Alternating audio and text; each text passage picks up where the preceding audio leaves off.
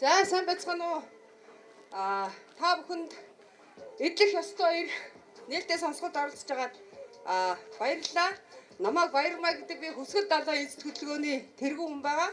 97 оноос хойш 35 жилийн байгаль орчны баялагтай Монгол иргэн эзэн байх ёстой гэдгийн төлөө тэмцсэн эмэгтэй байгаамаа. Одоо нийтийн эрхийн өмгөөлийн сүлжээний тэргүүн хийдэг. Би нэг хоёр зүйлийг та бүхэндээ хэлхийг хүсэж байна. 12 сарын 7-нд энэ улсын их хурл монголчууд газартаа эзэн байх эрхийг 93% саналаар будааж авлаа. Та нар саяхан мэдэж байгаа нүүрсний сонсголоор өмнө говийн газар нутгийг гадныханд олон жилээр эзэмшүүлэхээр 1 тэрбум төгрөгөөр нэг га газрыг худалдсан тухай нүүрсний сонсголоос сонссон. Гэтэл өнөөдөр энэ 12 сарын 7-ны энэ улсын хурлаар монголчууд энэ Монголынхаа газар нутагт эзэн байх эрхээ алдлаа.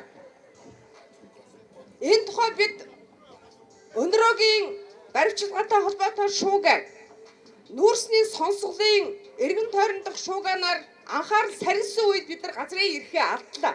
Тийм учраас бид нар газрын эрхээ алдсан монголчуудын төлөө үгээ хэлэх гэж энэ тайзан дээр гарч ирлээ.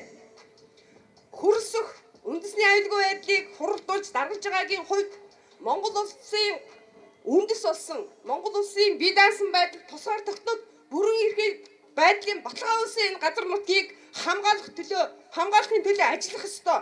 Тэр хүн хүний эрхийн форум дээр хэлсэн байлаа. Би тэр үгийг ингээд хэвлээд аваад ирсэн. Хүний эрх чөлөөг хамгаалсан санал санаачлалыг дэмжин гэж тэр амласан. Хүний эрхийг хамгаалахын төлөө ажилладаг байгууллагуудаа би хамтран ажиллана гэж санал тавьсан. Хөрсгөө чи хэлсэн үгэндээ байгаараа.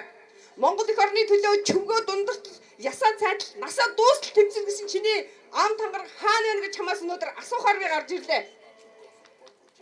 Хүний эрхийн талаар хүний эрхийг хязгаарласан хуулийн заалтуудыг бүгдийг хүчингүй болгоно гэж амар ойсгол нь хүний эрхийн форум дээр амлсан үгэндээ эзэн байгаараа. Наад замдан шатарчин 93% саналаар монголчуудын газартаа эзэн байх, газар нутгаа газраа өмчилж, эзэмшиж, ашиглаж, үеийн үедээ үр хүүхдээ өв залгамжлуулан үлдээж хамгаалдаг, хайрладаг энэ эрхийг нь үгүй болгосон шүү гэж хэлэх гэж би энд гарч ирсэн. Тийм учраас иргэдээ энэ газрынхаа эрхийн төлөө нийтийн эрхийн өмгөөлийн сүлжээний гишүүд бид нартай хамтарч тэмцээрэй гэж би та бүхэнд хэлхийг уриалж гарч ирсэн. 2. Үнэхээр бид ямар хотод амьдраад байна вэ? Би хүний эрхийн төлөө олон жил тэмцсэний хувьд монголчууд өнөөдөр нийслэлээд аваад үзэхэд бидний амьсгалах агаар хор, бидний гიშгэж байгаа хөрс хор, бидний ууж байгаа ус үгүй боллоо. Улаанбаатарчууд усгүй болсон, өмнө говьчууд бүрч уух усгүй. Оюу толгойд уух усныхаа эрхийг алдчихсан байгаа шүү. Говьчууд өнөөдөр уух усгүй болсон байгаа. Тийм учраас өнөөдөр бид хорт хийгээр амьсгалж байгаа хотод амьдарцгааж байна. Гэтэл өнөөдөр нийслэлийн иргэдийн төлөөлөгчдийн хурал хотод амьдардаг бидний хотын татварыг 2 дахин нэмэхээр шийдвэр гаргалаа. Ичээрээ та нар бити харин галзуураад байгаараа. Дарга нараа галзуурхаа болоороо. Хотын татварыг 2 дахин нэмж байгаа бол төгжрлээ бууруул. Хотынхаа бидний амьсгалж байгаа хортон агаарыг цэвэрлэх, бидний уух усны баталгаанд бий болго. Бидний эрхийг хангаад эдлүүлсэн хойно та бүхэн татвараа нэмэрэй гэдгийг би хэлэх гэж ирлээ.